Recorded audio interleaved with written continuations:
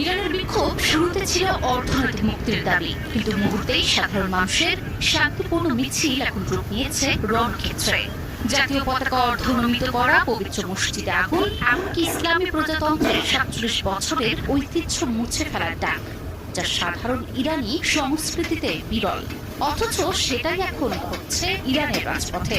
বিশেষজ্ঞদের মতে এই ঘটনা প্রমাণ দিচ্ছে যে আন্দোলনের পেছনে এক পরোক্ষ পশ্চিমা প্রভাব কাজ করতে পারে। আরো কিছু ঘটনা ঘটছে যেখানে স্পষ্ট হয় যে এই আন্দোলন এখন পশ্চিমাদেরই চাল। ইরানের শান্তিপূর্ণ অর্থনৈতিক দাবি থেকে শুরু হওয়া আন্দোলন এখন পুরো দস্তুর সরকার বিরোধী বিদ্রোহে রূপ নিয়েছে।